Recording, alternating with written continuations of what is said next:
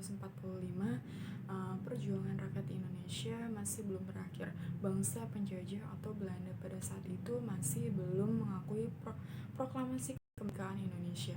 Mereka kembali ke Indonesia untuk mengambil alih kekuasaan kembali. Pada masa itu disebut dengan agresi militer Belanda. Berbagai peperangan terjadi di beberapa daerah di Indonesia untuk mempertahankan kemerdekaannya.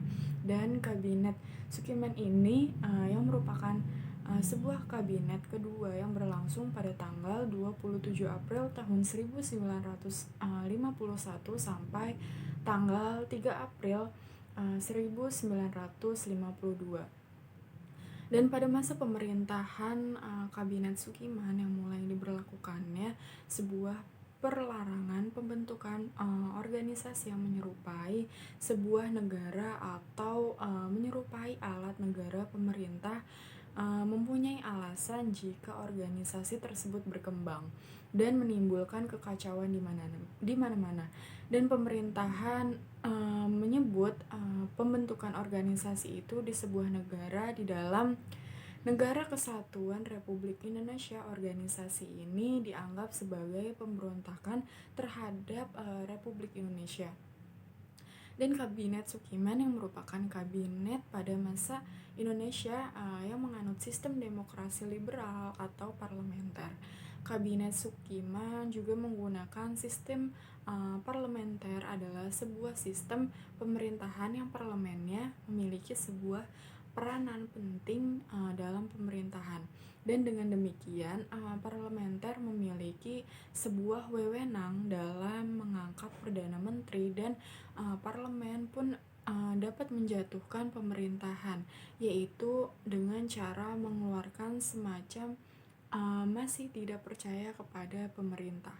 Dan kabinet Sukiman memiliki beberapa program kerja serta melanjutkan beberapa program kerja dari kabinet Natsir atau kabinet sebelumnya.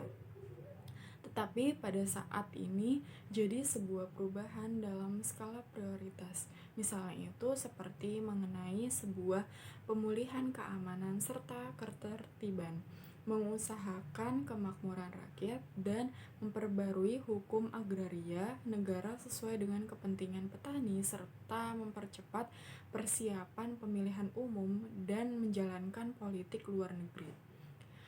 Mengenai politik dalam negeri, kabinet Sukiman juga banyak ditentang oleh kalangan militer dan sekelompok-kelompok dalam tubuh partai pasungannya sendiri.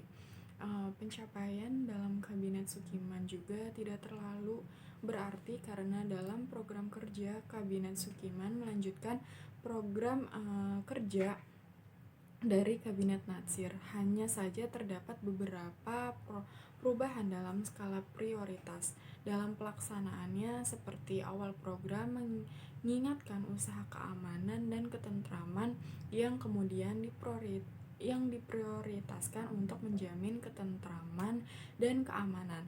Dan kabinet Sukiman tidak mampu bertahan lama dan jatuh pada bulan Februari 1952. Dan penyebab jatuhnya kabinet Sukiman ini disebabkan oleh adanya kegagalan dalam pertukaran nota keuangan antara Menteri Luar Negeri Indonesia Ahmad Subarjo dan Duta Besar AS Marle Cochrane.